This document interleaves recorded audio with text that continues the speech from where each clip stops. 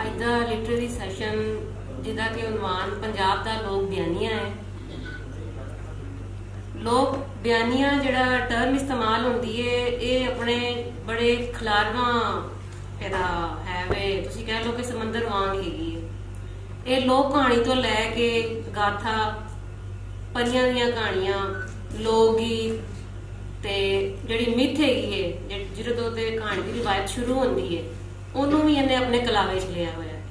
ਸੋ ਲੋਕ ਜੋ ਕੁਝ ਬਿਆਨ ਕਰਦੇ ਗਏ ਉਹ ਭਾਵੇਂ ਸੀਨਾ ਪਸੀਨਾ ਟੁੱਟਦਾ ਰਿਹਾ ਤੇ ਉਸ ਤੋਂ ਬਾਅਦ ਲਿਖਤੀ ਰੂਪ ਵੀ ਸਾਡੇ ਕੋਲ ਆਇਆ, ਉਹਨੇ ਸਾਰੇ ਨੂੰ ਹੀ ਅਸੀਂ ਬਿਆਨੀਆਂ ਦੇ ਅੰਦਰ ਲੈ ਕੇ ਆਨੇ ਆ। ਅੱਜ ਅਸੀਂ ਖਾਸ ਤੌਰ ਤੇ ਜਿਹੜਾ ਹੈਗਾ ਹੈ ਪੰਜਾਬ ਦੇ ਲੋਕ ਬਿਆਨੀਆਂ ਦੇ ਹਵਾਲੇ ਨਾਲ ਗੱਲ ਕਰਾਂਗੇ, ਜਿਹਦੇ ਲਈ ਅਸੀਂ ਆਪਣੇ 3 ਸਾਥੀਆਂ ਨੂੰ ਦਾਵਤ ਦਿੱਤੀ ਹੈ। ਸਭ ਤੋਂ ਪਹਿਲੇ ਮੈਂ ਤਾਰੁਫ ਕਰਾਉਣਾ ਚਾਹਾਂਗੀ ਡਾਕਟਰ ਫੈਸਲ ਹਯਾਤ ਜੱਪਾ ਹੋਰਾਂ ਦਾ। ਅਸਿਸਟੈਂਟ ਪ੍ਰੋਫੈਸਰ ਨੇ ਗਵਰਨਮੈਂਟ KA ਇਸਲਾਮੀਆ ਕਾਲਜ ਮੁਹੰਮਦੀ ਸ਼ਰੀਫ ਚਨਿਓਟ ਦੇ ਅੰਦਰ।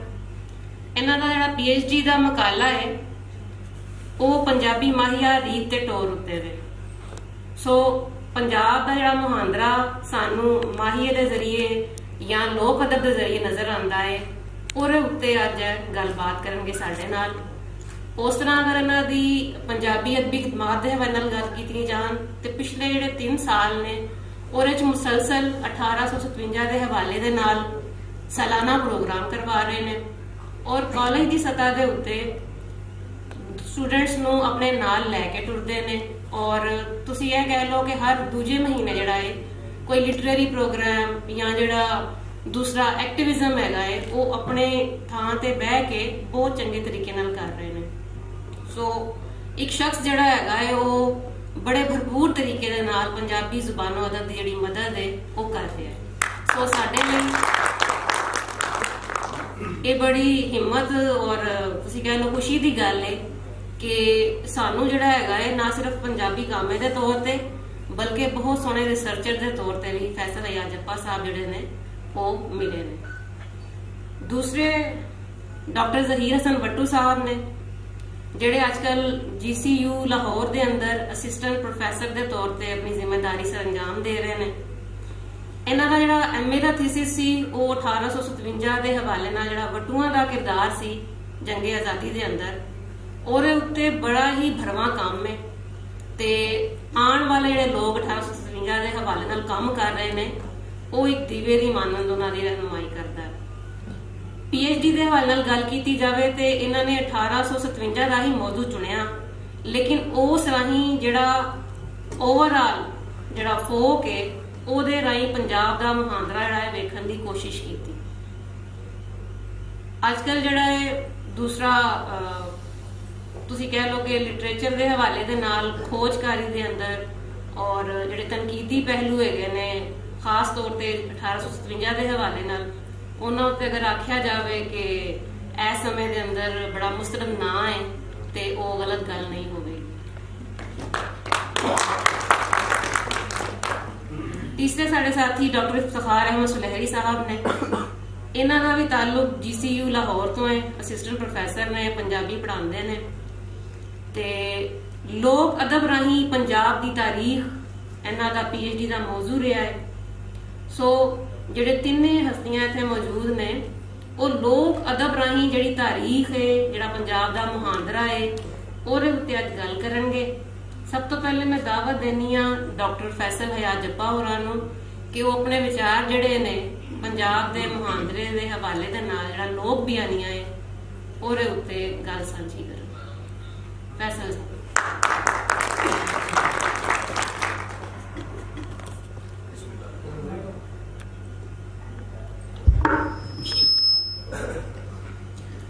लोक बयानियां वैसे तो बहुत बड़ी बहुत खिलारवी टर्म है।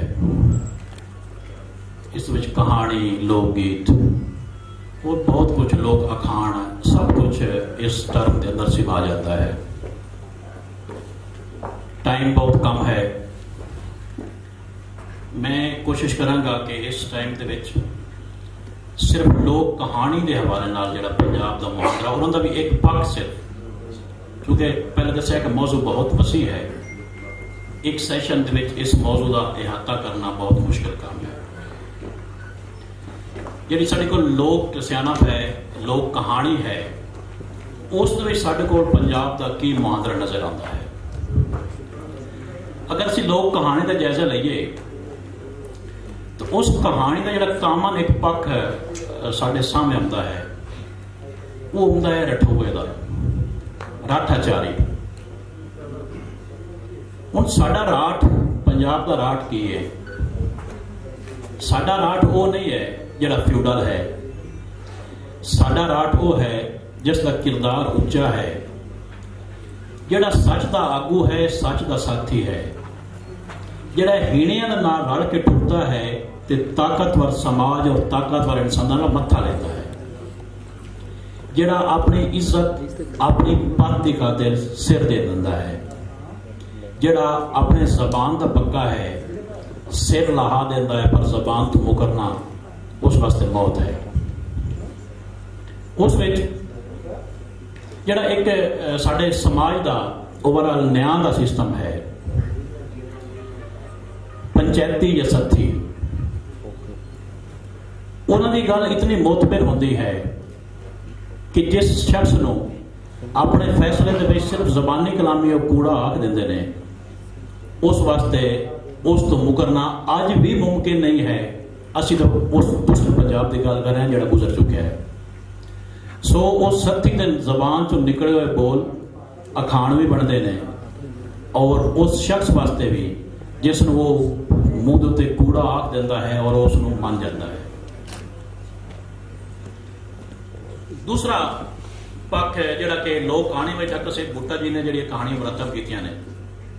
ਸਾਡੇ ਕੋਲ ਸਭ ਤੋਂ ਵੱਡਾ ਸੂਰਮਾ ਰਾਜਾ ਪੋਰਸ ਨਜ਼ਰ ਆਉਂਦਾ ਹੈ, ਜਿਹੜਾ ਨਾ ਸਿਰਫ ਸਿਕੰਦਰ ਤੋਂ ਬਹਾਦਰੀ ਦੇ ਹਵਾਲੇ ਨਾਲ ਉੱਚਾ ਹੈ, ਬਲਕਿ ਉਹ ਇਖਲਾਕੀ ਤੌਰ ਤੇ ਵੀ ਉਸ ਦੇ ਉੱਤੇ ਨਜ਼ਰ ਆਉਂਦਾ ਹੈ ਸਾਨੂੰ।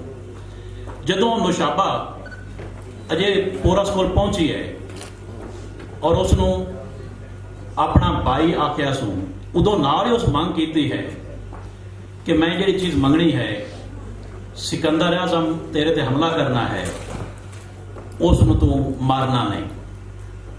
ਉਦੋਂ ਬੜਾ ਖੂਬਸੂਰਤ ਜੁਮਲਾ ਜਿਹੜਾ ਕਿ ਰਾਜਾ ਪੋਰਸ ਆਖਦਾ ਹੈ ਕਿ ਬੈਣ ਤਾਂ ਬਣਿਓ, ਬੈਣ ਨਾ ਬਣਿਓ, ਜਸੂਸਾ ਹੀ ਬਣਿਓ। ਅਜੇ ਤੱਕ ਉਸ ਕੌਲ ਨਹੀਂ ਦਿੱਤਾ, ਲੇਕਿਨ ਇੱਕ ਇੱਜ਼ਤ ਨੇ ਆ ਕੇ ਉਸ ਨਾਲ ਸਵਾਲ ਕੀਤਾ ਹੈ। ਪੰਜਾਬ ਦੀ ਇਹ ਰੀਤ ਹੈ ਕਿ ਅਗਰ ਦੀਆਂ ਬੂਹੇ ਤੇ ਆ ਜਾਵਣ ਤਾਂ ਕਤਲ ਵੀ ਮਾਫ ਹੋ ਜਾਂਦੇ ਨੇ। ਜਿਹੜੀ ਲੋਕ ਬਿਆਨੀ ਦੇ ਜ਼ਰੀਏ ਸਾਡੇ ਤੱਕ ਇਹ ਰਿਵਾਇਤ ਪੜੀ ਹੈ, ਲੋਕ ਕਹਾਣੀ ਦੇ ਜ਼ਰੀਏ ਰਿਵਾਇਤ ਪੜੀ ਹੈ ਕਿ ਫਿਰ ਉਸ ਦਾ ਪਾਰਾ ਪੋਰਸ ਨੇ ਇੰਜ ਦਿੱਤਾ ਹੈ ਕਿ ਜਦੋਂ ਉਹ ਜਿਹੜੀ ਰਾਖੀ ਉਸ ਨੁਸ਼ਾਬਾ ਨੇ ਬੱਧੀ ਹੈ, ਜਦੋਂ ਪੋਰਸ ਹਮਲਾ ਆਵਰ ਹੁੰਦਾ ਹੈ ਸਿਕੰਦਰ ਤੇ, ਨੇਜ਼ਾ ਕੱਢਦਾ ਹੈ, ਉਹਨੂੰ ਮਾਰਨ ਲੱਗਦਾ ਹੈ ਤਾਂ ਨਜ਼ਰ ਉਸ ਰਾਖੀ ਤੇ ਪਾਉਂਦੀ ਹੈ। ਉਦੋਂ ਜਿਹੜਾ ਪੋਰਸ ਜੁਮਲੇ ਬੋਲਦਾ ਹੈ ਕਿ ਹਾਏ ਹਾਏ ਜ਼ਬਾਨੇ ਤੈਨੂੰ ਵੜ ਸੱਟਾਂ, ਮੈਂ ਰਾਜਪੂਤ ਨਹੀਂ ਮੁਰਾਂਦਾ ਜੇ ਸਿਕੰਦਰ ਮਾਰਾਂ। ਇਸੇ ਤਰ੍ਹਾਂ ਰਾਮਚੰਦਰ ਦੀ ਕਹਾਣੀ, ਇਹ ਦੋ ਕਹਾਣੀਆਂ ਮੈਂ ਮਿਸਾਲ ਦੇ ਤੌਰ ਤੇ ਵੈਸੇ ਤਾਂ ਬਹੁਤ ਜ਼ਿਆਦਾ ਨੇ, ਟਾਈਮ ਨੂੰ ਮੱਦੇ ਨਜ਼ਰ ਰੱਖਦੇ ਹੋ ਕਬਲ ਮਸੀਹ ਦੀਆਂ ਦੋ ਕਹਾਣੀਆਂ ਤੁਹਾਡੇ ਸਾਹਮਣੇ ਮੈਂ ਸਿਰਫ ਜਿਆਦਾ, ਬਾਕੀ ਦੂਸਰੀ ਕਹਾਣੀਆਂ। ਰਾਮਚੰਦਰ ਦੀ ਕਹਾਣੀ ਦੇ ਵਿੱਚ ਵੀ ਸੇਮ ਸੂਰਤ ਹਾਲ ਹੈ ਕਿ ਰਾਜਾ ਜਸਰਤ ਜਿਸ ਨੇ ਆਪਣੀ ਰਾਣੀ ਨੂੰ ਜ਼ਬਾਨ ਦਿੱਤੀ ਹੈ ਕਿ ਤੂੰ ਜੋ ਕੁਝ ਮੰਗਸੇ ਮੈਂ ਦੇਸਾਂ, ਜਦੋਂ ਉਹ ਸ਼ਾਹੀ ਰਾਮਚੰਦਰ ਨੂੰ ਦੇਵਣ ਲੱਗਾ, ਉਦੋਂ ਉਸ ਰਾਣੀ ਨੇ ਆ ਕੇ ਆਖਿਆ ਕਿ ਇਹ ਸ਼ਾਹੀ ਮੇਰੇ ਪੁੱਤਰ ਨੂੰ ਦੇ ਤੇ ਰਾਮਚੰਦਰ ਨੂੰ 12 ਸਾਲ ਵਾਸਤੇ ਸ਼ਹਿਰੋਂ ਕੱਢ ਦੇ। ਉਹ ਵੀ ਆਪਣੀ ਜ਼ਬਾਨ ਦੇ ਉਹ ਕੌਲ ਨਿਭਾਉਂਦਾ ਹੋਇਆ ਇੱਥੋਂ ਤੱਕ ਆਪੜਿਆ ਔਰ ਰਾਮਚੰਦ ਨਾਲ ਉਸ ਉਹੀ ਸਲੂਕ ਕੀਤਾ ਜੋ ਕੁਝ ਉਸ ਰਾਣੀ ਦੀ ਮੰਗ ਹੈ। ਤੀਸਰੀ ਸਾਡੇ ਕੋਲ ਬੜੀ ਵੱਡੀ ਕਹਾਣੀ ਜਿਹੜੀ ਰਠੌਏ ਦੀ ਕਹਾਣੀ ਹੈ ਕਿ ਮਸਤੀ ਅਮੀਨ ਦਾ ਖਰੜ। ਇਸ ਕਹਾਣੀ ਦੇ ਵਿੱਚ ਵੀ ਮਸਤੀ ਅਮੀਨ ਦਾ ਔਰ ਅਮੀਰ ਸਿੰਘ ਆਪਸ ਵਿੱਚ ਉਹਨਾਂ ਦੀ ਚੁੱਕੇ ਚੋਰੀ ਦਾ ਮਾਮਲਾ ਹੈ, ਮੱਝੀ ਚੋਰੀ ਹੋ ਗਈ। ਅਮੀਰ ਸਿੰਘ ਨੂੰ ਉਹਨਾਂ ਆ ਕੇ ਰਹਿਆ ਆ ਕੇ ਕਿ ਸਾਨੂੰ ਮੱਝੀ ਵਾਪਸ ਕਰਾ ਦੇ। ਸਿੱਖਾਂ ਨਾਲ ਨਾ ਸਿਰਫ ਮਸਤੀ ਕੇ ਖਰਲਾਂ ਦੀ ਪੱਗ ਵੱਟੀ ਹੋਈ ਆ, ਬਲਕਿ ਦੂਸਰੇ ਕਈ ਖਰਲਾਂ ਕਬੀਲਿਆਂ ਦੀ ਵੀ ਪੱਗ ਵੱਟੀ ਹੋਈ ਆ। ਉਸ ਮਸਤੀ ਕਿਆ ਮੱਝੀ ਵਾਪਸ ਨਾ ਕੀਤੀਆਂ, ਖਰਲਾਂ ਤੇ ਸਿੱਖਾਂ ਦੀ ਆਪਸ ਵਿੱਚ ਲੜਾਈ ਸ਼ੁਰੂ ਹੋ ਗਈ। ਹਾਲਾਂਕਿ ਸਾਡੇ ਕੋਲ ਅੱਜ ਵੀ ਅਗਰ ਵੋਟ ਵੀ ਹੁੰਦਾ ਤਾਂ ਬਿਰਾਦਰੀ ਸਿਸਟਮ ਤੇ ਹੁੰਦਾ ਹੈ। उस वक्त ਜਿਹੜੇ बाकी खरड़ कबीला हा उसने मस्ती का साथ ना दिता, उसने सिखा का साथ दिता इस वजह तो कि उन्हें आख्या साडी इन्हां नाल पगड़ी वट्टी हुई है, और असी पग नूं उसनूं असी जिहड़ा है रोल नहीं सकते, असी उसे पग का साथ देवांगे जिहड़ा साडे प्यो दादे वटाई हुई है। दूसरी यही सेम चीज़ जदों सैयद आले विच रणजीत सिंह का तारुफ करवाया जाता है, बाकी सारे सूरमियां का अहमद खान का खरा का तारुफ करवाया जाता है। रणजीत सिंह को पता कि इहदे ते मेरे प्यो की पग वटी हुई है। जदों अहमद खान खरा का तारुफ करवाया जाता है तो रणजीत सिंह फौरन आखदा है कि यह मेरा भाई है, इनू मेरे कोल लिया। दूसरा मीर मल दा खरड़ एक ऐसी कहानी है जिहड़ी आज दे समाज वास्ते भी एक सबक रखती है। मीर मल दा खरड़ ते बहाव मार बहाव काठिया उन्हां दी आपस में दुश्मनी है। मीर इथों रावी तो उचल के रजोए चला जाता है, किसी भी पक्षों उत्थे रजोए दे सैयद ते बट्टी उस कोल साख मंगते हैं। उस नैन विच कोई बंदा नजर नहीं आता जिस कोल सलाह मंग सके कि मैं इन्हां सैयदां नूं ते बट्टियां नूं साख देवां कि ना देवां। उदों अपनी उन्होंने आखदा है कि मैं थोड़ा जिहा टाइम दिओ। वो अपने उस दुश्मन को चला जाता है, उस वैरी को चला जाता है मार बहाव को कि मैनू सलाह दे, मेरे को बंदे साख मंगते हैं। मार बहाव उन्होंने आखदा है कि तू मेरा वैरी है लेकिन मेरे चुके बूहे ते आ गया है, सलाह देना एक अमानत है तो मैं उस अमानत की खयानत नहीं कर सकता। उसको पूछा जाता है कि तेतों साख उन्हें रावी तो मंगया या इत्थे बुला के मंगया है। उसने आख्या कि जो मैं इत्थे आ गया उत्थे मंगया। उस आख्या मुड़ नहीं गल बनती क्योंकि पत्थर उदों तक भारा होता है जितने तक पहुंचते प्यारा पे, जो चुकया जाए उदों पत्थर तो बाहर लख जाता है। तो फिर उस मीर का वैर अपनी बिरादरी के भी साले ना खरागा नाल आई। उस बहाव ने साले तो उसकी सुलह करवा दी। नाल ये भी आके कि मैनू पता है कि मैं अपने दुश्मन जोड़ के अपने वास्ते मैं मुसीबत खड़ी करता पाया, लेकिन वो भी तू सलाह लैन आ गया है, हुण पैड़ी सलाह देवां तो मैं मार बहाव नहीं रहा। ना सिर्फ उसने उन दोनों की सुलह कराई बल्कि उसकी बेटी का रिश्ता उसे सालन दिता ते अपने घरों पर ला के दी। उस कुड़ी नूं ला के अपने घर लेके आया, उतों उसने आप ही उसनूं दाज दिता। ते कहानी विच आउंदा है कि फिर ईदां ते शबरातां जिहड़ियां वो मार बहाव के घरों जांदियां, उस मीर मल के घरों वो कदे भी ना आउंदी। साडे कोल रठौआ दी बहुत वड्डी मिसाल साडे कोल इस कहानी सूरत है। दूसरा एक जिहड़ी पंजाब की तहजीब सकाफत दे विच एक चीज होंदी है ना कि किसे कोई बंदा तस्सा है जिसते दुध नहीं है, अपनी लियारी उसके किले ते जाके बंद नहीं। उसकी एक होर मिसाल थोड़े सामने पेश करना कि नूर कंदा तो सिपरा उसकी मच्छी छाड़ लिया सही क्या हरला वापसी तो नूर भी जाके मझ छाड़ ली, उन्होंने छाड़ ली। उस बेस से उन्होंने सुलह भी हो गई। पिछों सही के हरलों में कुछ होर छुआर उठे तो उन्हें जाके दोबारा रात में लोग पैसे भरावां नूर कंदर देनो जे विखियो उन्हें तुरंत घर लियारी मझ ही कोई ना। रात को वापस आ गए, सुबह कमी नूं अपनी लियारी मझ चिकवाई, तुरंत बूहे ते जा गली ते नाल ये आख्या कि दुश्मनी अपनी थां ते पर तुसीं तस्से साथों पुछदे नहीं। इस गल का हजार बड़ा बाद पता लगा कि इंज किवें वो लुकण आया। तो रात में जो वेख्या अज भी पिंडां दे विच अगर कोई तारो किसी का खैर म्यार पुछनी होवे ना तो पुछदा है दुध पुत्र है, पहले दुध की खैर है। अगर दुध है तो सब कुछ सलामत है, और दुध नहीं तो उसनों अज भी शोध आख्या जाता है कि उन्होंने गरीबों से शोध है तो रोकड़ ही कोई लियारी कोई नहीं। इस वजह तो ये जी मिसाल मैं इतने पढ़ी है, मैं किसी बाकी जितने वसेबा का मैं तालिब इल्म वहां कोई पढ़िया है, ये कुर्बानी नहीं पड़ी कि अपनी लियारी त्रोकड़ छड़ के किसी होर को जाके असीं पेश कर दें। अगे गल इसका तुरपात की होती पई है। साढ़े कोल एक करैक्टर है जिहड़ा शेरा मलके का, उसनों बुआने संग लगते हैं, संघां दे उत्ते किसी वैर पारों मीर बहावले दे मार दिता। केस अदालत भाग गया, मुदईया ने उत्थे रोड़ा पै गया कि संघां दा फैर है, पता नहीं किन्ने मारिया ते किन्ने नहीं मारिया। जिहड़ा मुदईया दा वकील आई उसने आख्या कि जिहड़ा बंदा मुजरिम है इसका सक्का चाचा मार निजाबत उसका नाम है, अगर वो आके आख देवे कि इसने नहीं मारिया तो असीं अपने हक नूं पहुंचे। जज ने मार निजाबत को तलब कर लिया, मार निजाबत तो गवाही लई, उस आख्या वाकई इससे मारिया। लोग आख्या मार निजाबत एक ही कीते, अपने सक्के बदरीए नूं अपनी जबान नाल फाय लवा दिते। उस आख्या एक छुआर दे पिछे अपनी पाकी में गंदी करना वा। सो जिहड़ी ये मुहांदरा है साडे इहदे च कुछ दो कहानियां ऐसियां ने जिहड़ियां अजे तक छपियां नहीं हैं, मेरे को वैसे रिकॉर्ड सूरत मौजूद ने। बाकी कहानियां छप चुके हैं। और बहुत सारी कहानियां ने ਜਿਹੜੀ कि अजे कुछ प्रिंट हो चुके हैं, कुछ प्रिंट नहीं हुई। मेरे को मुसहफ ते मौजूद ने, कुछ थोड़े दिनों बाद इंशाअल्लाह किताब आ जाएगी।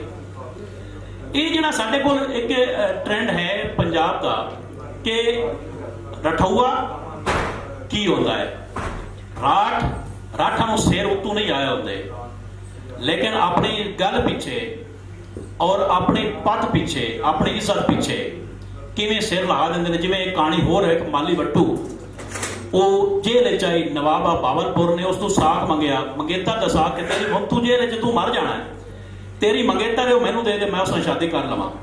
उसने आख्या कि मैं जेल की दाल खा खा के बोरा हो गया, तो तू जरा मेरे नेड़े आके मैनू गल कर, मैनू सुनिंदा नहीं है। उसने थोड़ा जिहा नेड़े किया, उस आख्या जी भी समझ नहीं आई। जदों होर नेड़े होया उस आख्या हुण गल कर। उस आख्या जी अपनी मंगेतर का साख मैनू दे छड़, मैं बाहर रोटी फिरदी तू तुहानू छुटना नहीं। उन्होंने हथ कड़ी लगी हुई आई, इन्हें दोवां हथ कड़ी नाल दो हथड़ उसके सिर च मारी, भेजा बाहर कर दिता। बाद बेशक वो फायर लग गया, लेकिन ये इस चीज़ का सबूत है कि जदों भी पंजाबी के सामने चाहे वो जकड़े होवे, चाहे वो हीना होवे, वो किसी मुश्किल च होवे, जदों उसकी इज्जत और उसकी पत नूं ललकारिया गया है, फिर वो शेर ही बनया है, वो कण दे के दसिया नहीं है। बहुत शुक्रिया।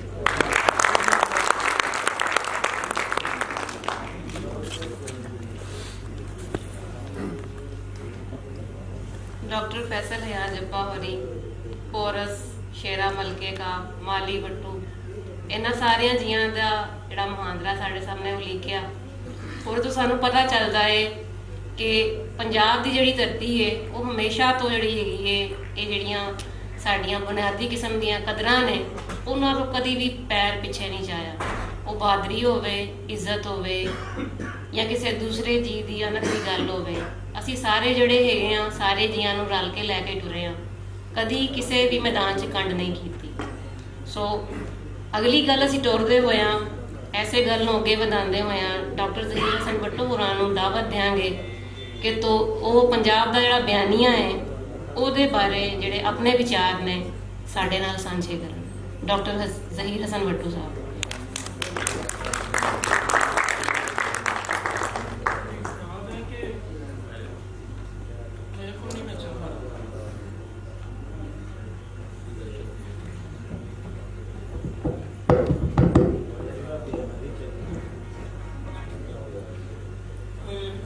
असी जिहड़ा टॉपिक चुनिया सी पंजाब दा लोक बयानिया, असल च इंग्लिश की एक टर्म है नरेटियोलॉजी या नरेटिव थ्योरी, दो मुख्तलिफ चीज़ां ने।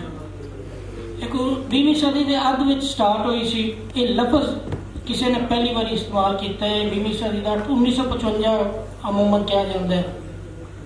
इहदे विच ना जिहड़े सन ऑफ साइल हुंदा है, उनका आर्ट, एस्थेटिक्स, उनकी विजडम, उनके सोचने का तरीका, उनकी सकाफत, ये सारिया शैवां नूं मुख्तलिफ पक्षां वालों ना वेख्या जाता है। असल दे विच पिछे इहदी जिहड़ी ताकत है वो ये हुंदी है कि कोई भी बंदा किसी कल्चर का भी जिहड़ा है ना वो इमैच्योर नहीं हुंदा।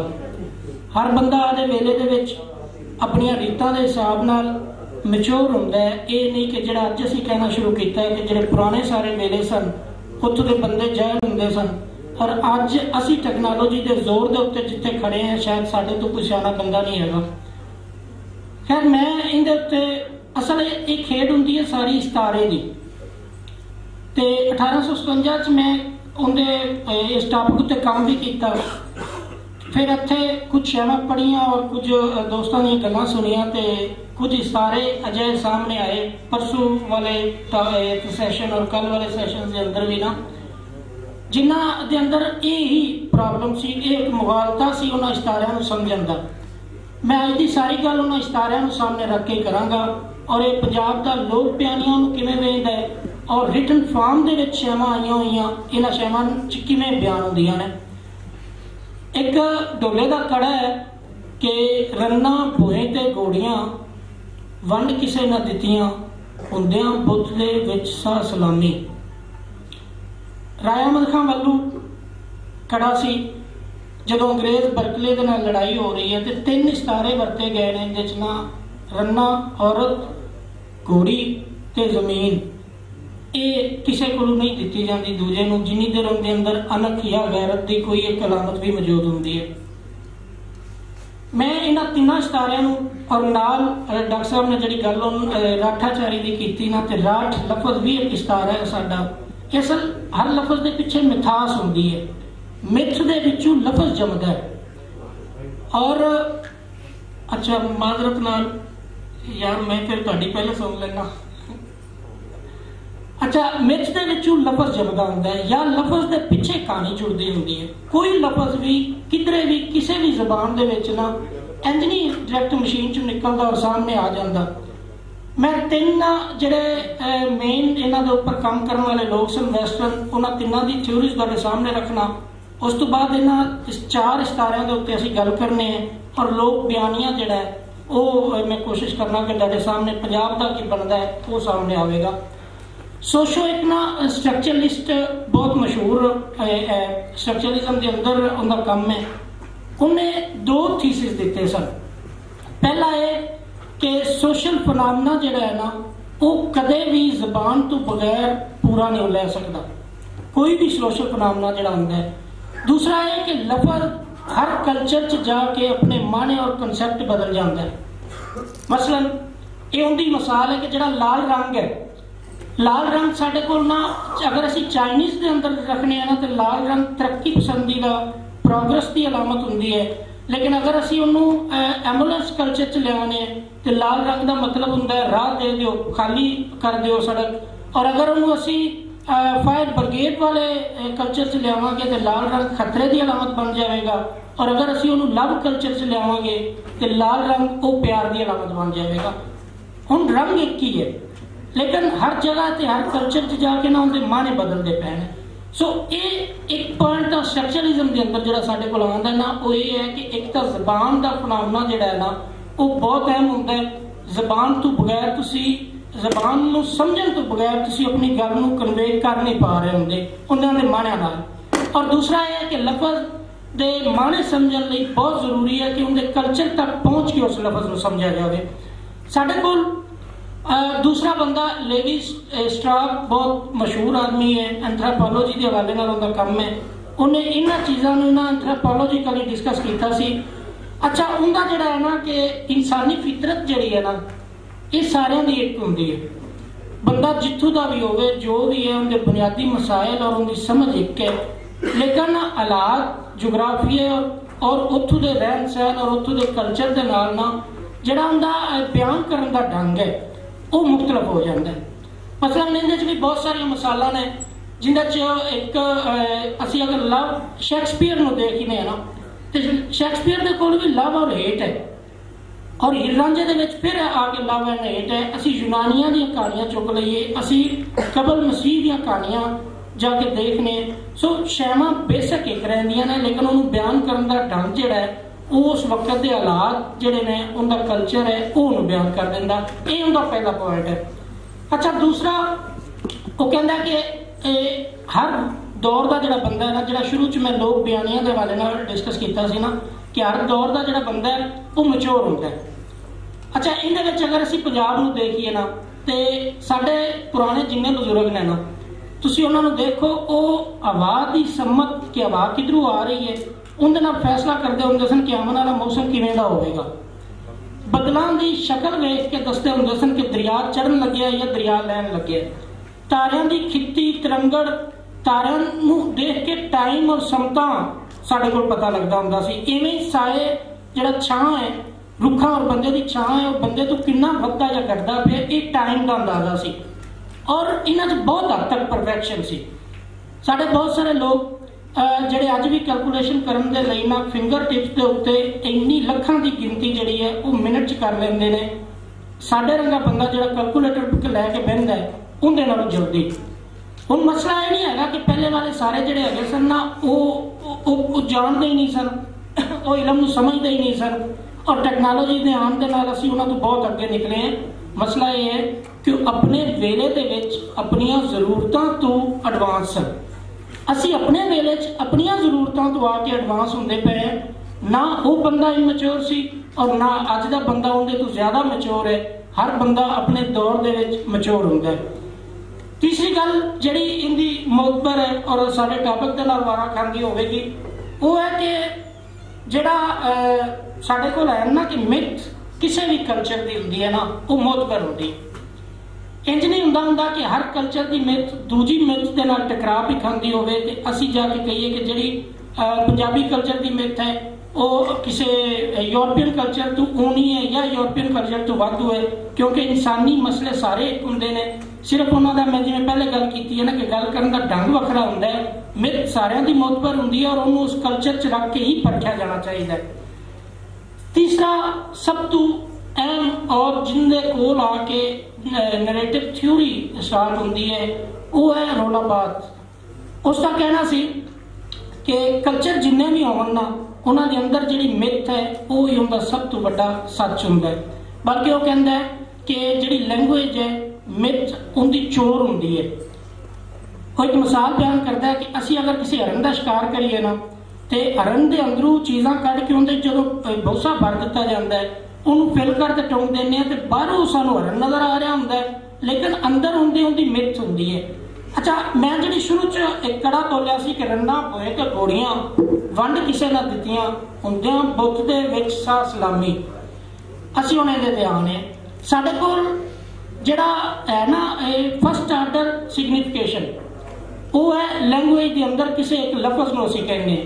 मतलब अगर असीं घोड़ी एक लफज प्रोनाउंस करांगे ना तो फर्स्ट आर्डर सिग्निफिकेशन ये होगा कि वो एक जानवर है जिन्दियां 4 लत्तां ने जिंदी शक्ल है, बस इस तो बाद उनके माने नहीं होणगे। दूसरा हुंदा है सैकेंड आर्डर सिग्निफिकेशन वो असल दे विच मिथ है कि जिहड़ा सानू कल्चर दे रहा है ना कल्चर उनके अंदर माने भरदा पिया वो सरन वाली मिसाल की तरह। तो साडे लई घोड़ी सिर्फ घोड़ी नहीं रह जाएगी, बार दे अंदर घोड़ी इज्जत का निशान बन जाती है। साडे कोल अज भी पिंडां दे विच ना किसी की घोड़ी दी जादा कट देनियां उनका सिर लावन के बराबर है, क्योंकि उनके पीछे मिथ है। तो मिथ का इन्ना मैं अज दे फनामने च लिया ना ताकि गल ज्यादा आसान हो जाए।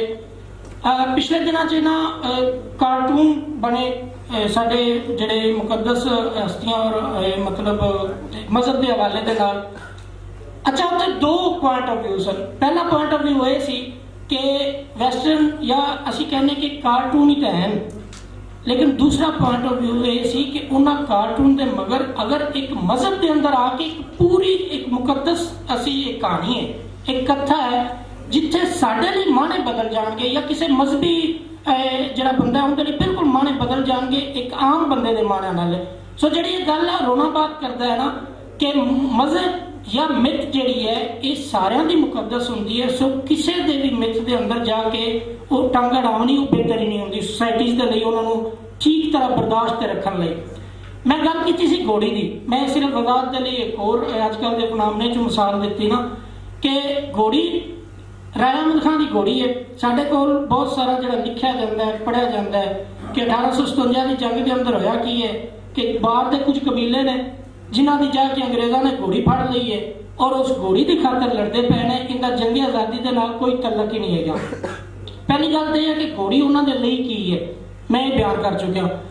अच्छा दूसरी गल कि साढ़े पंजाबी मिथ के अंदर घोड़ी किड्डी मुकद्दस है।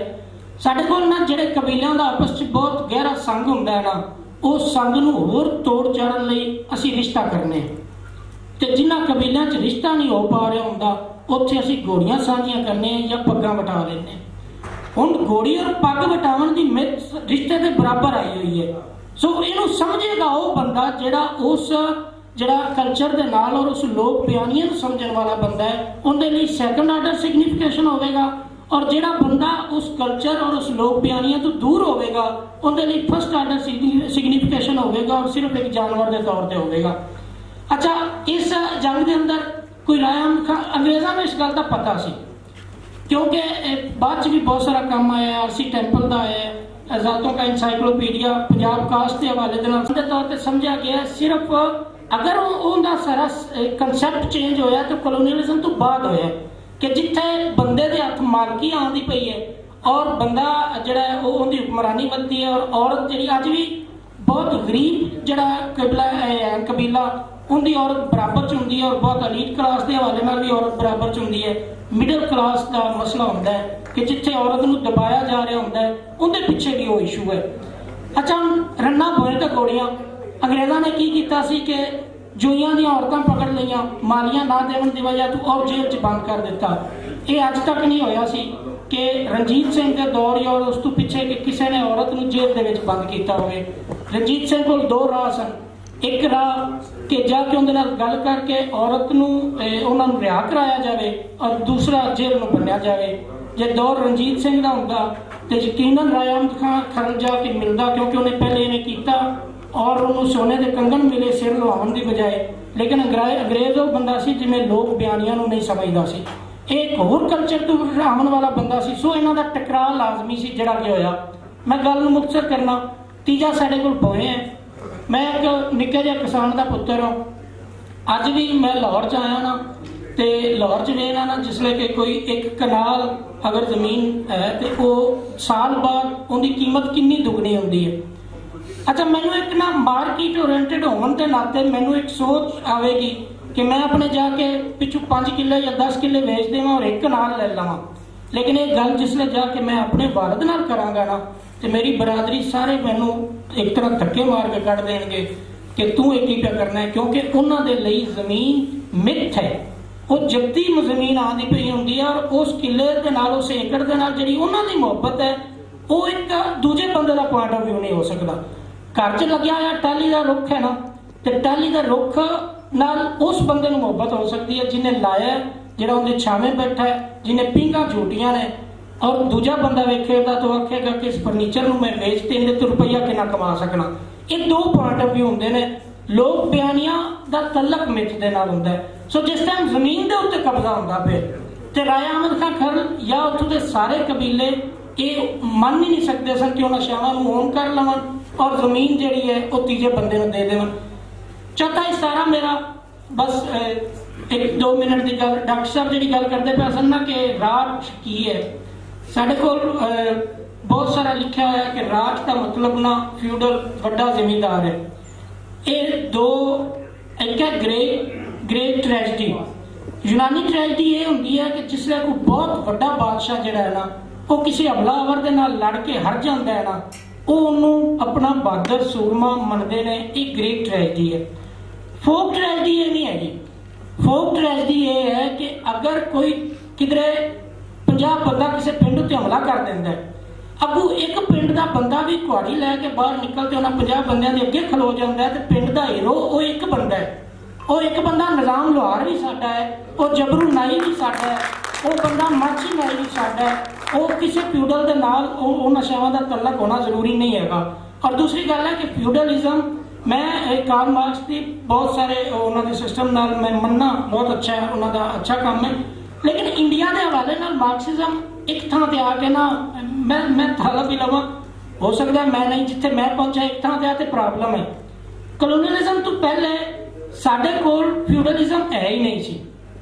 साडा बंदा किधरे भी किसी जिन्हों असी अज लफज कमी जिंदगी इस्तेमाल करते हैं, बस कर उनके नाल किसी बहुत बड़े जिमीदार की पग वटाई हुई होंदी सी और उन्हां दी इज्जत भी उनके बराबर ही समझी जाती होंदी सी।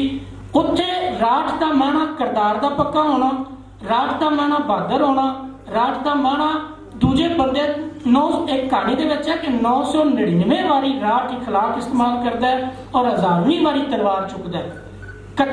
कतलकारी जिहड़ी है ना ये राठोचारी है ही नहीं था। तो साडे कोल जिसले लफज राठ इस्तेमाल किया जाता है कि वो लोक बयानियां की दूरी की वजह तो ना समझी तो बयान किया जाता है कि फ्यूडलिज्म है। जिसले साडे कोल घोड़ी तो जंग इस्तेमाल की जाती है तो असी इस तारे नूं नहीं समझ पा रहे होंदे।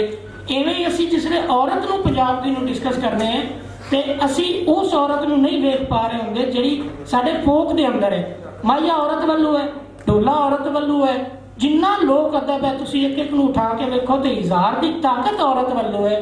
तो साडी औरत कित्थे सी?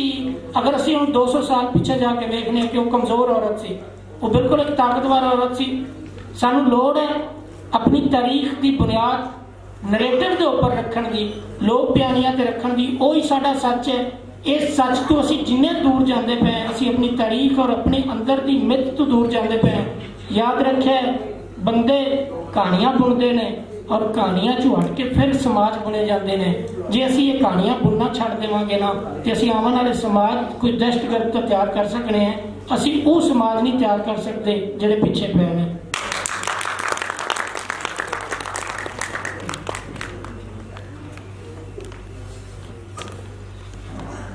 बड़ी सोहनी गल ते उन्होंने अपनी सारी गल का इख्तिताम किया कि बंदे जिहड़े ने वो कहानियां बुनते हैं तो कहानियां अगों जिहड़ियां ने वो समाज जिहड़ा है ना वो एक मुकम्मल शक्ल बना देंदियां। तो जे लोग जिहड़े ने वो अपने लोक बयानिए दी असर नाल जुड़े रहणगे तो तादी लफ्ज़ और जिहड़ियां शैवां ने वो अपनी असल शक्ल दे अंदर समाज विच मौजूद रहणगियां। समाज तद ही पक्का होएगा, समाज तद ही जिहड़ा है अपनी प्योर हालत विच अगे बढ़ता चला जाएगा। हुण असी अपने ऐसे गल नूं मजीद अगे टोरदियां होइयां डॉक्टर इफ्तिखार अहमद सुलहरी होरां नूं दावत दिंदे आ कि वो लोक बयानियां दे उपर पंजाब के हवाले नाल जिहड़े उन्हां दे विचार ने वो साडे नाल सांझे करन। डॉक्टर इफ्तिखार सुलहरी साहब। भट्टू साहब 1857 की जंगे आज़ादी बारे गलबात कर रहे सन। मैं 1857 की जंगे आज़ादी मगरों लैके 1947 तक पंजाब की सच्ची तारीख पेश तुहाडे सामने लोक अदब के जरिए पेश करने की कोशिश करांगे। 1857 की जंगे आज़ादी मगरों पंजाब ने अपने लजपाल पुत्रां कोलों कुर्बानी मंगी।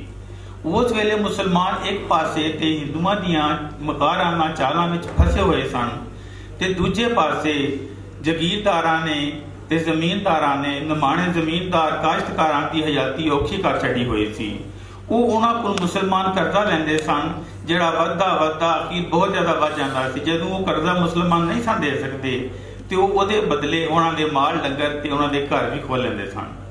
ਦੂਜੇ ਪਾਸੇ ਅੰਗਰੇਜ਼ਾਂ ਨੇ ਨਮਾਣੇ ਜੀਆਂ ਦਾ ਜੀ ਹਜ਼ਾਤੀ ਵੀ ਔਖੀ ਕਰ ਛੱਡੀ ਹੋਈ ਸੀ, ਜਿਸ ਤੋਂ ਤੰਗ ਆ ਕੇ ਉਸ ਵੇਲੇ ਦੇ ਉਹ ਗੱਭਰੂ ਜਵਾਨ ਜਿਨ੍ਹਾਂ ਨੂੰ ਸਾਡੀ ਤਰੀਕ ਡਾਕੂ ਤੇ ਲੁਟੇਰੇ ਆਖਦੀ ਏ, ਲੋਕ ਅਦਬ ਉਹਨਾਂ ਨੂੰ सूरमे आखदा है, लोगों के उन्हां नूं सूरमे आख्या गया है। उन्होंने सामने आके ते अंग्रेज नूं नत्थ पाई। उन्हां विचों बहुत सारे सूरमियां दा नाम है, लेकिन मैं चंद एक दे बारे लोक अदब दे जरिए गलबात करांगा। सब तो पहले मैं जीवना मोड़ के बारे गलबात करांगा। जीवना मोड़ एक बहुत बहादुर जवान सी। ਉਹਦੇ ਪਿਓ ਨੇ ਕਿਸੇ ਬਾਨੀਏ ਕੋਲੋਂ ਕਰਜ਼ਾ ਲਿਆ ਹੋਇਆ ਸੀ ਜਿਹੜਾ ਉਸ ਨੂੰ ਬਹੁਤ ਤੰਗ ਕਰਦਾ ਸੀ। जीवना मोड़ ਜਦੋਂ ਥੋੜਾ ਜਿਹਾ ਜਵਾਨ ਹੋਇਆ ਉਹਨੇ ਹੋਸ਼ ਸੰਭੀ ਤੇ ਉਹਨੂੰ ਬਾਪ ਦੀ ਇਹ ਬੇਇੱਜ਼ਤੀ ਬਰਦਾਸ਼ਤ ਨਾ ਹੋਈ। ਇੱਕ ਦਿਨ ਉਹਨੇ ਛੁਰੀ ਲੈ ਕੇ ਉਸ ਹਿੰਦੂ ਬਾਨੀਏ ਦਾ ਸਿਰ ਲਾ ਦਿੱਤਾ। ਉਹ ਕੋਈ ਡਾਕੂ ਨਹੀਂ ਸੀ, ਕੋਈ ਲਟੇਰਾ ਨਹੀਂ ਸੀ, ਉਹ ਕੋਈ ਅਮੀਰ ਲੋਕਾਂ ਨੂੰ ਨਹੀਂ ਸੀ ਮਾਰਦਾ, ਉਹਨਾਂ ਨਾਲ ਨਹੀਂ ਸੀ ਲੜਦਾ। ਉਹ ਗਰੀਬਾਂ ਦੀ ਮਦਦ ਕਰਦਾ ਸੀ ਤੇ ਸੂਦਖੋਰਾਂ ਨੂੰ ਤੇ ਜਗੀਰਦਾਰਾਂ ਨੂੰ ਦੌਲਤ ਲੁੱਟ ਕੇ ਉਹਨਾਂ ਕੋਲੋਂ ਤੇ ਗਰੀਬਾਂ ਵਿੱਚ ਵੰਡ ਦਿੰਦਾ ਸੀ। ਸਾਨੂੰ ਲੋਕ ਗੀਤਾਂ ਬਾਰੇ ਜਿਉਣੇ ਦੀ ਬਹਾਦਰੀ ਦੇ ਕਈ ਹਵਾਲੇ ਮਿਲਦੇ ਨੇ, ਜਿਵੇਂ ਜਿਉਣੇ ਮੋੜ ਨੇ ਦੌਲਤਾਂ ਇੰਜ ਵੰਡੀਆਂ, ਪਿੰਡਾਂ ਚੋਂ ਗਰੀਬੀ ਨਸ ਗਈ, ਘਰ ਘਰ ਪੁੱਤ ਜੰਮਦੇ, ਜਿਉਣਾ ਮੋੜ ਕਿਸੇ ਨਾ ਬਣ ਜਾਣਾ। ਇਸੇ ਤਰ੍ਹਾਂ ਨਿਜ਼ਾਮ ਲੋਹਾਰ ਵੀ ਬਹੁਤ ਵੱਡਾ ਸੂਰਮਾ ਸੀ, ਬਹੁਤ ਬਹਾਦਰ ਸੀ। ਉਹ ਆਰਮੀ ਵਿੱਚ ਮੁਲਾਜ਼ਮਤ ਕਰਦਾ ਸੀ ਤੇ ਇੱਕ ਦਿਨ ਉਹਦੇ ਅੰਗਰੇਜ਼ ਅਫਸਰ ਨੇ ਉਹਨੂੰ ਗਾਲਾਂ ਕੱਢੀਆਂ, ਉਹਦੀ ਬੇਇੱਜ਼ਤੀ ਕੀਤੀ ਜਿਹੜੀ ਉਹਦੇ ਕੋਲੋਂ ਬਰਦਾਸ਼ਤ ਨਾ ਹੋਈ ਤੇ ਉਹਨੇ ਅਖੀਰ ਤੰਗ ਆ ਕੇ ਉਸ ਅੰਗਰੇਜ਼ ਅਫਸਰ ਨੂੰ ਹਮੇਸ਼ਾ ਨੀਂਦ ਸਵਾ ਦਿੱਤਾ, ਹਮੇਸ਼ਾ ਦੀ ਨੀਂਦ ਸਵਾ ਦਿੱਤਾ, ਉਹਨੂੰ ਮਾਰ ਦਿੱਤਾ ਜਾਨੂੰ। ਲੋਕਾਂ ਦੇ ਵਿੱਚ ਉਹਦਾ ਮੁਖਤਸਰ ਜਿਹਾ ਹਵਾਲਾ ਪੇਸ਼ ਕਰਨਾ ਕਿ ਲੋਹਾਰ ਨੂੰ ਸ਼ੌਕ ਨੌਕਰੀ ਦਾ ਕਰਕੇ ਖਾਂਦਾ ਏ ਨੇਕ ਕਮਾਈਆਂ, ਵਿਗੜ ਗਿਆ ਕੰਮ ਲੋਹਾਰ ਤੋਂ ਕੋਲੋਂ ਗਾਲੀ ਬਾਂਦਰ ਨੇ ਚਾਹ ਸੁਣਾਈਆਂ। ਇਸੇ ਤਰ੍ਹਾਂ ਬਲੰਗੀ ਵੀ ਇੱਕ ਬਹੁਤ ਵੱਡਾ ਸੂਰਮਾ ਸੀ। ਉਹਦੇ ਕੋਲ ਜ਼ਮੀਨਦਾਰਾਂ ਨੇ ਉਹਦੀ ਜ਼ਮੀਨ ਖੋਹ ਲਈ ਤੇ ਉਹਦੀ ਸਵਾਣੀ ਦੀ ਬੇਇੱਜ਼ਤੀ ਕੀਤੀ, ਜਿਸ ਤੋਂ ਉਹਦੀ ਮਾਂ ਨੇ ਮਲੰਗੀ ਨੂੰ ਕਿਹਾ ਕਿ ਪੁੱਤਰ ਸਾਡਾ ਜਿਉਣਾ ਵੀ ਕਾਹਦਾ ਜਿਉਣਾ ਹੈ। ਮਾਂ ਦੀ ਇਹ ਗੱਲ ਸੁਣ ਕੇ ਉਸਨੇ ਉਹ ਜ਼ਮੀਨਦਾਰਾਂ ਦੇ ਪੁੱਤਰ ਤੇ ਟੋਟੇ ਕਰ ਛੱਡੇ। ਇਹ ਖਾਨ ਸੰਸਾਰੇ ਸੁਣਿਆ ਹੋਇਆ ਹੈ ਕਿ ਦਿਨੇ ਰਾਤ ਫਰੰਗੀ ਦਾ ਤੇ ਰਾਤੀ ਰਾਜ ਮਲੰਗੀ ਦਾ। ਇਸੇ ਤਰ੍ਹਾਂ ਜੱਗੇ ਜੱਟ ਬਾਰੇ ਵੀ ਬਹੁਤ ਸਾਰੇ ਸਾਨੂੰ ਲੋਕ ਰੀਤ ਮਿਲਦੀ ਹੈ ਕਿ ਉਹ ਵੀ ਬਹੁਤ ਵੱਡਾ ਸੂਰਮਾ ਸੀ, ਸਤ ਵੱਡਾ ਜਵਾਨ ਸੀ। ਉਹ ਕਿਸੇ ਗਰੀਬ ਨੂੰ ਤੰਗ ਨਹੀਂ ਸੀ ਕਰਦਾ, ਜਗੀਰਦਾਰਾਂ ਨੂੰ ਤੇ ਅਮੀਰਾਂ ਨੂੰ ਲੁੱਟ ਕੇ ਦੌਲਤ ਜਿਹੜੀ ਹੈ ਉਹ ਗਰੀਬਾਂ ਵਿੱਚ ਵੰਡ ਦਿੰਦਾ ਸੀ। ਉਹਦੇ ਬਾਰੇ ਵੀ ਸਾਨੂੰ ਲੋਕ ਰੀਤ ਮਿਲਦੀ ਹੈ। ਸਾਡੇ ਪੰਜਾਬ ਦੇ ਜਿਹੜੇ ਨੌਜਵਾਨ ਨੇ ਉਹਦੀਆਂ ਬੋਲੀਆਂ ਗਾਉਂਦੇ ਨੇ, ਕਿਤੇ ਉਹਦੀ ਮੁੱਛ ਦਾ ਜ਼ਿਕਰ ਕਰਦੇ ਨੇ, ਕਿਤੇ ਉਹਦੀ ਕਬੂਤਰਾਂ ਦਾ ਜ਼ਿਕਰ ਕਰਦੇ ਨੇ, ਕਿਤੇ ਉਹਦੇ ਡਾਕੇ ਦਾ ਜ਼ਿਕਰ ਕਰਦੇ ਨੇ। ਜਿਸ ਤਰ੍ਹਾਂ ਜੱਗੇ ਜੱਟ ਨੇ ਜ਼ੀਰੇ ਵਿੱਚ ਮਾਰਿਆ ਡਾਕਾ, ਯਾਰ ਤੇ ਕਬੂਤਰ ਚੀਨੇ ਤੇ ਨਦੀਆਂ ਤੋਂ ਪਾਰ ਚੁੱਕਦੇ। ਇਸੇ ਤਰ੍ਹਾਂ ਜੱਗੇ ਦੀ ਮਾਂ ਕਹਿੰਦੀ ਹੈ, ਜੇ ਮੈਂ ਜਾਣਦੀ ਜੱਗੇ ਮਰ ਜਾਣਾ, ਇੱਕ ਤੇ ਮੈਂ ਦੋ ਜੰਮਦੀ। ਇਸੇ ਤਰ੍ਹਾਂ ਸਾਨੂੰ ਲੋਕਦਮ ਰਾਹੀਂ ਪੰਜਾਬ ਦੀਆਂ ਸਿਆਸੀ ਤਰੀਕਾਂ ਬਾਰੇ ਵੀ ਜਾਣਕਾਰੀ ਮਿਲਦੀ ਹੈ। ਜਿਵੇਂ 1914 ਵਿੱਚ ਪਹਿਲੀ ਵੱਡੀ ਲਾਮ ਸ਼ੁਰੂ ਹੋਈ ਤੇ ਅੰਗਰੇਜ਼ਾਂ ਨੇ ਪੰਜਾਬ ਦੇ ਜਿਹੜੇ ਜ਼ਮੀਨਦਾਰ ਸਨ ਉਹਨਾਂ ਨਾਲ ਰਲ ਕੇ ਪੰਜਾਬ ਦੇ ਗੱਭਰੂ ਜਵਾਨਾਂ ਨੂੰ ਜੰਗ ਦੀ ਭੱਠੀ ਵਿੱਚ ਸੁੱਟਿਆ। ਇਸ ਤਰ੍ਹਾਂ ਪੰਜਾਬ ਵਿੱਚ ਭਰਤੀਬੰਦ ਤਹਿਰੀਕ ਸ਼ੁਰੂ ਹੋਈ। ਉਸ ਵੇਲੇ ਵੀ ਬਹੁਤ ਸੂਰਮੇ ਸਨ ਜਿਨ੍ਹਾਂ ਨੇ ਅੰਗਰੇਜ਼ ਨੂੰ ਭਰਤੀ ਦੇਣ ਤੋਂ ਇਨਕਾਰ ਕਰ ਦਿੱਤਾ, ਜਿਹਦੇ ਵਿੱਚ ਝੰਗ ਦੇ ਮਹਿਰ ਮਲਕ ਦਾ ਨਾਮ ਬਹੁਤ ਉੱਚਾ ਹੈ, ਜਿਹੜਾ ਖੂਹਾਂ ਤੇ ਜਾਂਦਾ ਸੀ, ਚੁਪਾਲਾਂ ਤੇ ਜਾਂਦਾ ਸੀ ਤੇ ਲੋਕਾਂ ਨੂੰ ਕਹਿੰਦਾ ਸੀ ਤੁਸੀਂ ਭਰਤੀ ਨਹੀਂ ਦੇਣੀ। ਇਸ ਕਾਰਨ ਲੋਕ ਉਹਨੂੰ ਜਰਮਨ ਆਖਦੇ ਹਨ, ਜਿਹਨੂੰ ਆਪ ਵੀ ਬੜਾ ਪਸੰਦ ਕਰਦਾ ਸੀ। ਇਹਦਾ ਜ਼ਿਕਰ ਵੀ ਸਾਨੂੰ ਢੋਲਿਆਂ ਵਿੱਚ ਮਿਲਦਾ। ਢੋਲੇ ਚੂੰਕਿ ਲੰਮੇ ਨੇ, ਇਸ ਵਾਸਤੇ ਢੋਲਾ ਮੈਂ ਨਹੀਂ ਸੁਣਾਵਾਂਗਾ। ਇਸੇ ਤਰ੍ਹਾਂ ਰਾਜਾ ਅਹਿਮਦ ਖਾਨ ਖਰਲ ਦੇ ਪੋਤਰੇ ਜਗਦੇ ਖਾਨ ਖਰਲ ਨੇ ਵੀ ਅੰਗਰੇਜ਼ ਨੂੰ ਭਰਤੀ ਦੇਣ ਤੋਂ ਇਨਕਾਰ ਕੀਤਾ ਸੀ। ਇੱਕ ਲੋਕ ਕਹਾਣੀ ਵਿੱਚ ਭੁੱਟਾ ਸਾਹਿਬ ਨੇ ਮਰਤਬ ਕੀਤੀ ਹੈ, ਉਹਦਾ ਮੈਂ ਖੁਲਾਸਾ ਪੇਸ਼ ਕਰਨਾ ਕਿ ਅੰਗਰੇਜ਼ ਡੀਸੀ ਨੇ ਕਿਹਾ, ਜਗਦੇ ਖਾਨ ਤੂੰ ਭਰਤੀ ਆਪ ਵੀ ਨਹੀਂ ਦਿੰਦਾ ਤੇ ਲੋਕਾਂ ਨੂੰ ਵੀ ਨਹੀਂ ਹੋਣ ਦਿੰਦਾ। ਉਹਨੇ ਕਿਹਾ ਮੈਂ ਤੇ ਕਿਸੇ ਨੂੰ ਨਹੀਂ ਰੋਕਿਆ, ਤੂੰ ਕਰ ਲਾ ਭਰਤੀ। ਉਹਨੇ ਕਿਹਾ ਤੂੰ ਆਪ ਵੀ ਭਰਤੀ ਦੇ, ਆਪਣੇ ਘਰ ਨੂੰ ਵੀ ਦੇ ਤੇ ਲੋਕਾਂ ਨੂੰ ਵੀ ਕਹਿ। ਉਹਨੇ ਕਿਹਾ ਮੇਰਾ ਤੇ ਇੱਕ ਨਿੱਕਾ ਜਿਹਾ ਬਾਲ ਹੈ, ਛੋਟੇ ਛੋਟੇ ਬਾਲ ਨੇ, ਮੈਂ ਤਾਂ ਨਹੀਂ ਦੇ ਸਕਦਾ। ਤੇ ਭਤਰੀਆ ਮਾਰੇ ਇੱਕ ਛੋਟਾ ਜਿਹਾ ਹੈ, ਤੂੰ ਆਪਣੇ ਮਾਂ ਪਿਓ ਦਾ ਇਕੱਲਾ ਹੀ ਇਕੱਲਾ, ਮੈਂ ਉਹ ਨਹੀਂ ਦੇ ਸਕਦਾ। ਅੰਗਰੇਜ਼ ਆਖਿਆ ਕਿ ਭਰਤੀ ਦੇ, ਵਰਨਾ ਮੈਂ ਖਰਲਾਂ ਦਾ ਨਾਂ ਨਿਸ਼ਾਨ ਮਿਟਾ ਦੇਸਾਂ। ਉਹਨੇ ਆਖਿਆ ਜਿਹਦਾ ਅੱਲਾ ਨਾਂ ਨਾ ਮਟਾਏ ਤੂੰ ਕੌਣ ਨਾਂ ਮਟਾਉਣ ਵਾਲਾ। ਤੇ ਘੋੜੀ ਤੇ ਚੜੇ ਤੇ ਉਸੇ ਘੜੀ ਕਚਹਿਰੀ ਉਹ ਨਿਕਲ ਆਏ, ਲੇਕਿਨ ਅੰਗਰੇਜ਼ ਦੀ ਗੱਲ ਨਾ ਮੰਨੀ। ਇਸੇ ਤਰ੍ਹਾਂ ਸਾਨੂੰ ਜਲਿਆਂਵਾਲਾ ਬਾਗ ਦਾ ਵਾਕਿਆ ਵੀ ਲੋਕਤੰਤਰ ਦੇ ਜ਼ਰੀਏ ਮਿਲਦਾ ਕਿ 1919 ਵਿੱਚ ਜਲਿਆਂਵਾਲਾ ਬਾਗ ਦੇ ਵਿੱਚ ਹਿੰਦੂ, ਮੁਸਲਮਾਨ ਤੇ ਸਿੱਖ ਤਿੰਨਾਂ ਕੌਮਾਂ ਨੇ ਰਲ ਕੇ ਜਲਸਾ ਕੀਤਾ, ਜਿਹਦੇ ਵਿੱਚ ਰੋਲਟ ਐਕਟ ਦੇ ਜ਼ਾਲਮਾਨਾ ਕਾਨੂੰਨ ਦੇ ਖਿਲਾਫ ਉਹਨਾਂ ਨੇ ਆਵਾਜ਼ ਚੁੱਕੀ ਤੇ ਜਨਰਲ ਡਾਇਰ ਦੇ ਹੁਕਮ ਤੇ ਉਸ ਜਲਸੇ ਵਿੱਚ ਫਾਇਰਿੰਗ ਸ਼ੁਰੂ ਕਰ ਦਿੱਤੀ ਗਈ, ਜਿਹਦੇ ਵਿੱਚ ਬਹੁਤ ਸਾਰੇ ਲੋਕ ਮਾਰੇ ਗਏ। ਅਹਿਮਦ ਸਲੀਮ ਹੋਰੀ ਆਪਣੀ ਕਿਤਾਬ ਆਜ਼ਾਦੀ ਔਰ ਆਵਾਮ ਵਿੱਚ ਲਿਖਦੇ ਨੇ ਕਿ ਤਕਰੀਬਨ 20,000 ਲੋਕ ਉਸ ਜਲਸੇ ਵਿੱਚ ਮੌਜੂਦ ਸਨ। ਜਦੋਂ ਗੋਲੀ ਚੱਲੀ ਤੇ ਉਹਨਾਂ ਨੂੰ ਕੋਈ ਰਸਤਾ ਨਹੀਂ ਸੀ ਲੱਭਦਾ ਕਿੱਧਰ ਨੂੰ ਨਿਕਲੀਏ। ਉਹਨਾਂ ਕੰਧਾਂ ਟੱਪਣੀਆਂ ਸ਼ੁਰੂ ਕਰ ਦਿੱਤੀਆਂ। ਕੁਝ ਕੰਧਾਂ ਟੱਪਦੇ ਪਏ ਸਨ, ਉਹ ਗੋਲੀਆਂ ਨਾਲ ਪੁੱਜ ਕੇ ਕੁਝ ਡਿੱਗ ਪਏ, ਕੁਝ ਉਸ ਤਰ੍ਹਾਂ ਹੀ ਸੜ ਗਏ। ਤੇ ਇਸ ਤਰ੍ਹਾਂ ਉਹਨਾਂ ਕੋਲ ਰੋਂਦ ਮੁੱਕ ਗਏ, ਗੋਲੀਆਂ ਮੁੱਕ ਗਈਆਂ ਅੰਗਰੇਜ਼ਾਂ ਕੋਲੋਂ ਤੇ ਜਨਰਲ ਡਾਇਰ ਨੂੰ ਫਾਇਰ ਬੰਦ ਕਰਨਾ ਪਿਆ, ਵਰਨਾ ਪਤਾ ਨਹੀਂ ਕੀ ਹੁੰਦਾ। ਰੰਡਾ ਪੰਜਾਬ ਕੀਤਾ ਫਰੰਗੀਏ ਦੀ ਚਾਲ ਨੇ, ਰੰਡਾ ਪੰਜਾਬ ਕੀਤਾ ਫਰੰਗੀਏ ਦੀ ਚਾਲ ਨੇ, ਬਾਗੇ ਦਾ ਬੂਹਾ ਕੋਈ ਨਾ। ਬਾਰੀ ਬਰਸੀ ਖੱਟਣ ਗਿਆ ਤੇ ਖੱਟ ਕੇ ਲਿਆਂਦਾ ਚੁੱਲ੍ਹਾ, ਅੰਮ੍ਰਿਤਸਰ ਦੀਆਂ ਗਲੀਆਂ ਵਿੱਚ ਪੰਜਾਬੀਆਂ ਦਾ ਲਹੂ ਡੁੱਲਾ। ਅਖੀਰ ਮੁਸਲਮਾਨਾਂ ਨੇ ਮੁਸਲਿਮ ਲੀਗ ਦੇ ਪਲੇਟਫਾਰਮ ਤੇ ਖਲੋ ਕੇ ਆਜ਼ਾਦੀ ਦੀ ਤਹਿਰੀਕ ਸ਼ੁਰੂ ਕੀਤੀ। ਕਾਂਗਰਸ ਨੇ ਮੁਸਲਿਮ ਲੀਗ ਦੀ ਰਜ ਕੇ ਮੁਖਾਲਫਤ ਕੀਤੀ, ਲੇਕਿਨ ਮੁਸਲਮਾਨਾਂ ਨੇ ਹਿੰਮਤ ਨਹੀਂ ਹਾਰੀ, ਮੁਸਲਿਮ ਲੀਗ ਨੇ ਹਿੰਮਤ ਨਹੀਂ ਹਾਰੀ। ਕਾਇਦੇ ਆਜ਼ਮ ਮੁਹੰਮਦ ਅਲੀ ਜਿਨਾਹ ਦੀ ਅਗਵਾਈ ਵਿੱਚ ਕੋਸ਼ਿਸ਼ ਜਾਰੀ ਰੱਖੀ। ਮੁਸਲਿਮ ਲੀਗ ਦੇ ਜਲਸਿਆਂ ਦੇ ਵਿੱਚ ਅਕਸਰ ਲੋਕ ਅਜਿਹੇ ਮਾਈਏ ਗਾਉਂਦੇ ਹੁੰਦੇ ਹਨ, ਅਸਾਂ ਮਕਸਦ ਪਾ ਲੈਣਾ, ਕਾਂਗਰਸ ਟੱਪਦੀ ਰਵੇ, ਅਸਾਂ ਪਾਕਿਸਤਾਨ ਬਣਾ ਲੈਣਾ। ਫਿਰ ਅਖੀਰ ਪਾਕਿਸਤਾਨ ਬਣਦੇ ਦਿਨ ਨੇੜੇ ਆ ਗਏ ਤੇ ਲੋਕਾਂ ਦੇ ਵਿੱਚ ਜਿਹੜਾ ਹੈ ਜੋਸ਼ ਜਜ਼ਬਾ ਦੇਖਣ ਵਾਲਾ ਤੇ ਜੋਸ਼ ਖਰੋਸ਼। ਅਸੀਂ ਸੱਚੇ ਮੁਸਲਮਾਨ, ਸਾਡਾ ਕਲਮੇ ਤੇ ਈਮਾਨ, ਅਸੀਂ ਗਿਣ ਕੇ ਰਹਿ ਸਾਂ ਪਾਕਿਸਤਾਨ। ਅਖੀਰ 14 ਅਗਸਤ 1947 ਨੂੰ ਪਾਕਿਸਤਾਨ ਬਣ ਗਿਆ ਤੇ ਕਾਇਦੇ ਆਜ਼ਮ ਮੁਹੰਮਦ ਅਲੀ ਜਿਨਾਹ ਸਾਡੇ ਇਸ ਦੇਸ਼ ਦੇ ਪਹਿਲੇ ਗਵਰਨਰ ਜਨਰਲ ਬਣੇ। ਲੋਕ ਗੀਤਾਂ ਵਿੱਚ ਉਹਨਾਂ ਦਾ ਅਕੀਦਤ ਦਾ ਇਜ਼ਹਾਰ ਇਸ ਤਰ੍ਹਾਂ ਹੁੰਦਾ ਹੈ, ਕਾਲੀ ਲਾਰੀ ਵਿੱਚ ਮੁਹੰਮਦ ਅਲੀ ਜਿਨਾਹ ਬੈਠਾ, ਮਾਣੋ ਬਚੜਾ ਪਾਕਿਸਤਾਨ ਬਣਾ ਬੈਠਾ।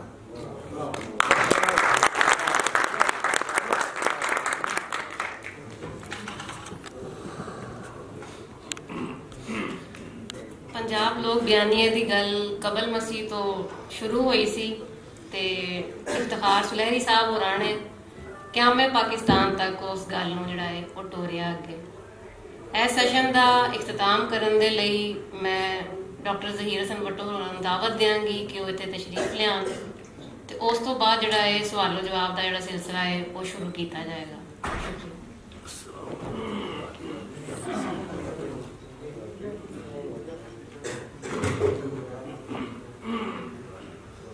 ਜਿਵੇਂ ਸਾਰੀ ਗੱਲ ਹੁਣ ਹੋਈ ਹੈ ਔਰ ਸ਼ੁਰੂ 'ਚ ਵੀ ਅਸੀਂ ਕਿਹਾ ਸੀ ਕਿ ਜਿਹੜਾ ਨਰੇਟਿਵ ਹੈ, ਨਰੇਟੋਲੋਜੀ ਇੱਕ ਪੂਰੀ ਟਰਮ ਹੈ। ਕਿਸੇ ਵੀ ਸਨ ਆਫ ਸਾਇਲ ਦਾ ਜਿਹੜਾ ਕਲਚਰ ਹੈ, ਉਹਦੀ ਨਫਸਿयात, इंसानियत, लसानियात और उनकी कला और सोच यानी आर्ट और जी एस्थेटिक्स है, ये सारिया शायद ही अंदर होंदियां ने। साड़ी बदकिस्मती रही है कि असी हमेशा जी इन्वेडर्स ने, हमलावर ने, उन्होंने तारीखों ही मोरे रखे। एक पुराना ही स्टाइल होंदा सी ना कि जिहड़ा बादशाह हर बादशाह अपने नाल मोरख रखदा सी, आदि मर्जी की तारीखा लिखवांदा सी और वही तारीखा ऐसता ऐसता अगे टुरदियां टुरदियां सच बनदियां गई और साडे सामने आईयां। साडे चंगे बाग के पंजाब दा कल्चर बहुत रिच है। वो अज भी जिवें तुसी गल्लां भी सुनियां सारियां कि कबल मसीह तो लैके अज ताईं बहुत सारिया थावां ते हवाले वो मौजूद ने जिन्होंने असी चुन चुन के एक माला की सूरत अपने सामने लिया सकने।